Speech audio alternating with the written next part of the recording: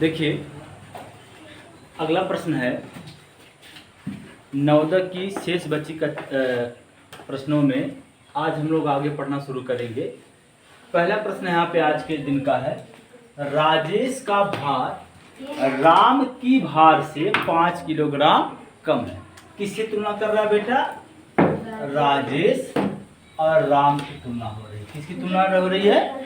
यानी जो राजेश है वह राम के भार से 5 किलोग्राम कम। कितना कम है? तथा नेहा का भार, यहाँ से देखिएगा, नेहा और राम की तुलना की जाती है। किसकी तुलना की जाती है? नेहा और राम की तुलना की जाती है। तो नेहा का भार राम के भार से 3 किलोग्राम अधिक है। आई बात समझ में? फिर तीनों का भार दे रखा है। क्या दे रखा है? तीनों का भार दे रखा है 103 किलोग्राम। कितना दे रखा है? तो राम का भार ज्ञात कीजिए। अब ध्यान से देखिए, अगर मैं राजेश का भार x मान लेता हूं तो राम का भार से कितना किलोग्राम अधिक है? 5। कितना है? 5। और देखिए यहाँ पे भी राम है, ध्यान से देखिएगा, इन दोनों में भी राम है और इन दोनों इसमें भी राम है। क्या है? दोनों, इसमें भी राम है और इसमें भी राम है। यानी राम की तुलना राजेश से भी हुई और राम की तुलना नेहा से भी हो रही है। बात समझ में आ रही नहीं हो रही है? यानी राम की तुलना राजेश से भी हो रही है, राम की तुलना नेहा से हो रही है। अगर हम राजेश का भार मान लें हल में, किसी का भी मान लो, कोई दिक्कत नहीं है। अगर मान लेते हैं राम का भार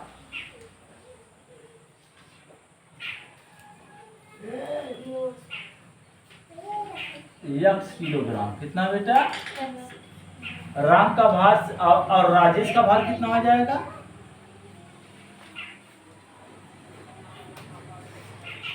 बताइए आप एक बार। राजेश का भार राम के भार से 5 किलोग्राम कम है। यानी राजेश क्या है? राम से 5 किलोग्राम कम। तो राम का तो यह हो जाएगा x माइनस, भाई राम से 5 किलोग्राम कम है राजेश, तो राजेश का भार क्या आ जाएगा? x में से 5 किलोग्राम क्या कर देंगे? कम कर देंगे। इतनी चीज समझ में आई कि नहीं आप लोगों को? Yes sir. फिर समझिए, किसी एक का मान लीजिए, राम का मान लीजिए, राजेश का मान लीजिए, कोई दिक्कत नहीं। राम जो है अगर उसका x मान ले रहे हैं, क्योंकि राम का इसलिए मान रहे हैं कि राम इसमें भी है, राम उसमें भी। राम का भार अगर x किलोग्राम है तो राजेश राम के भार से 5 किलोग्राम कम है। यानी राजेश जो है राम से 5 किलोग्राम कम है। अब वहां नेहा का भार कितना हो जाएगा बताइए? नेहा का भार कितना हो जाएगा? कह रहा है नेहा का भार राम के भार से 3 किलोग्राम अधिक। यानी राम का भार कितना है? x, तो राम के भार से कितना अधिक हो जाएगा? 3। यानी 3 ज्यादा है ना, तो राम के भार में 3 किलोग्राम क्या कर देंगे? जोड़ देंगे। आई बात समझ में कि नहीं आई? इतनी क्लियर? प्रश्नानुसार फिर क्या लिखेंगे हम लोग? प्रश्नानुसार। यहाँ पे क्या हो जाएगा? x धन x ऋण 5 धन x धन 3 बराबर 100। x धन x ऋण 5 धन x धन 3 बराबर 103। 1x 2x कितने हो गए? 3x। ये 5 है ऋण है, ये 3 धन है, जुड़ के कितने जाएंगे? ऋण 2 बराबर 103। 3x बराबर 103 धन 2, ये 2 इधर जाएगा बेटा, क्या हो जाएगा? धन। तो 3x बराबर कितना हो जाएगा? 105 हो गया। बोलिए अब ध्यान से देखिए, तो x बराबर कितना हो जाएगा? 105 में 3 से क्या हो जाएगा? x का भार कितना आ गया? 35 किलो। यानी किसका मान थे? किसका पूछ रहा था? राम का ही पूछ रहा था ना। अतः राम का भार कितना हो गया? 35 किलो। कोई समस्या? वैसे ही मिलते जुलते इन भारों को अंकों में बदल दिया। किसमें बदल दिया? कोई अंतर नहीं बेटा। भार को किसमें बदल दिया? अंक में। अगर मैं यहाँ भार की जगह अंक लिखता तो क्या प्रश्न दूसरा हो जाता? नहीं ना। तो यहाँ पे देखिए, एक परीक्षा में करण ने किसने बेटा करण नाम के एक लड़के ने भावना से किससे बेटा 10 अंक अधिक प्राप्त किए। कितने अंक अधिक प्राप्त किए? 10 अंक अधिक प्राप्त किए। वहीं पे एक ईसा जो है वो उस भावना से कितना 5 अंक कम प्राप्त। बात समझ में आएगी कि नहीं आएगी? अब इन दोनों में ध्यान से देखिएगा, यहाँ पे करण की तुलना किससे हो रही है और यहाँ पे ईसा की तुलना किससे हो रही है? भावना से हो रही है। बात समझ में आ रही है? इन दोनों में इन दोनों जहाँ पे कंपैरिजन की जा रही है, दोनों स्टेटमेंट में कौन कॉमन है? भावना। भावना यहाँ पे भी है, भावना वहां पे भी है। बात समझ में आ रही कि नहीं आ रही बेटा? तो हम लिखेंगे, यहाँ पे लिखेंगे माना हल। हल में क्या लिखेंगे? माना भावना का प्राप्तांक कितना मान ले? यक्स। कितना मान ले? अब जब भावना का यक्स मान लिया तो करण ने भावना से कितना कम अधिक अंक प्राप्त किया? करण ने भावना से कितना अंक अधिक प्राया है? तो करण का प्राप्तांक क्या हो जाएगा? बोलिए, करण का प्राप्तांक क्या होगा? भावना से 10 नंबर अधिक होगा कि नहीं होगा? बोलिए, होगा। फिर ईसा ने भावना से 5 अंक कम प्राप्त किए, तो ईसा का कितना हो जाएगा?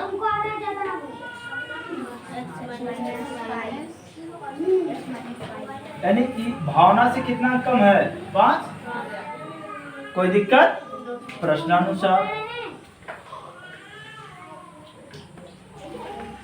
तीनों का कुल प्राप्तांक मिलाया जाता कितना होता है? 170। जोड़ दीजिए, भावना का अंक, करण का अंक, ईसा का अंक जोड़ते कितना आ जाता है? 170। 3x धन 10 में से 5 जाए 5 बराबर 170। 3x बराबर 70 ऋण 5। 3x बराबर कितना आ जाएगा? कुछ गलत हो क्या? 10 में से 5 जा 5, 170 है बेटा, नहीं कितना है? 165 हो जाएगा ना? क्लियर? अब यक्स बराबर क्या हो जाएगा? 165 में 3 से 3 पचे 3 पचे, यक्स का मान कितना हो गया? 55। कितना आ गया बेटा? 55 आ गया। ठीक। अब पूछा किसका है? ईसा का प्राप्तांक। किसका पूछा है? तो ईसा का प्राप्तांक हमने कितना माना है?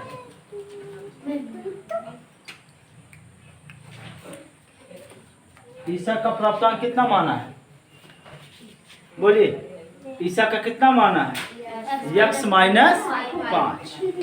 ईसा का प्राप्तांक हमारा कितना है? X minus 5। यक्स का मान कितना आया है? 55 ऋण 5 बराबर कितना हो जाएगा? 50। कितना हो गया बेटा? 50। ये हमारा क्लियर। कोई समस्या है? तो देखिए, नवोदय में जब पेपर आपका कुछ थोड़ा सा कठिन बनाने की सोचेगा, कुछ ऐसे प्रश्नों को डाल देगा, इन प्रश्नों में कोई जान नहीं है बेटा।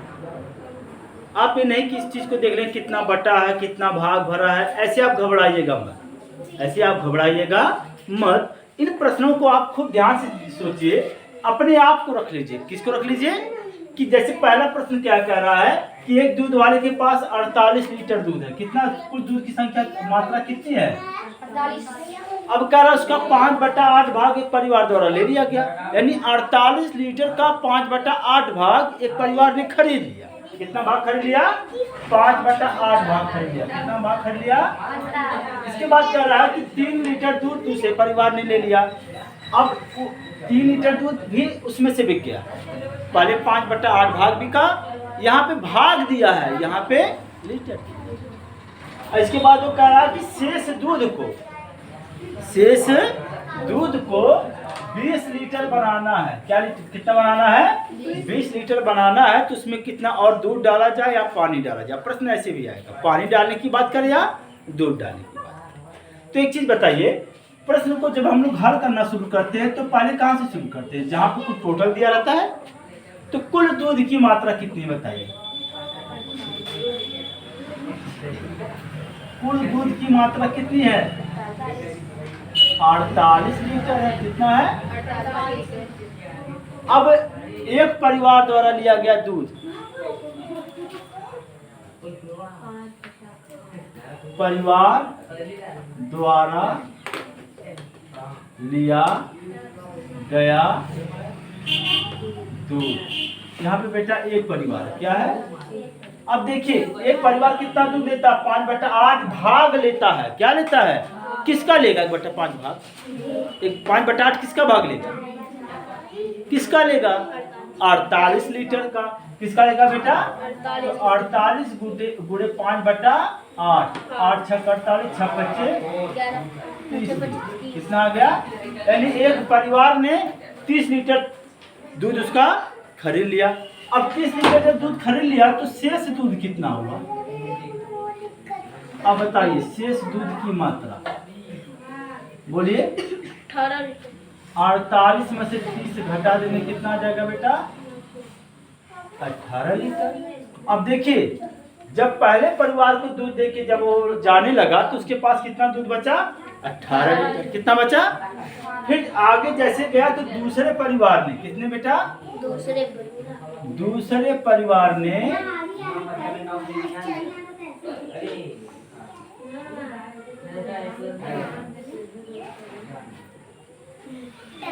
कितना लिया दूध? 3 लीटर। कितना लिया बेटा? 3। दूसरे परिवार ने 3 लीटर दूध लिया तो अब फिर शेष कितना बचा? 15 लीटर। शेष दूध की मात्रा, शेष दूध की मात्रा बराबर 18 में से दिया होगा ना जो उसके पास था, जो उसके पास था उसी में से दूध दिया होगा ना। तो 18 में से 3 घटा दीजिए कितना आ गया? 15 लीटर। अब यही इसके पास बचा दूध, यही दूध इसके पास बची दूध है की मात्रा है। और प्रश्न ये कह रहा है कि कितना दूध और मिलाया जाए कि वह उस दूध की मात्रा 20 लीटर हो जाए। कितनी हो जाए? 20 लीटर। बताइए आपके पास 15 लीटर दूध बचा है तो आप कितना लीटर दूध मिलाओगे? 5। कैसे पता? ठीक, बढ़ाए गए दूध की मात्रा, बढ़ाए या डाले गए, बढ़ाए या डाले गए दूध की कितना चाहिए था बेटा हमको?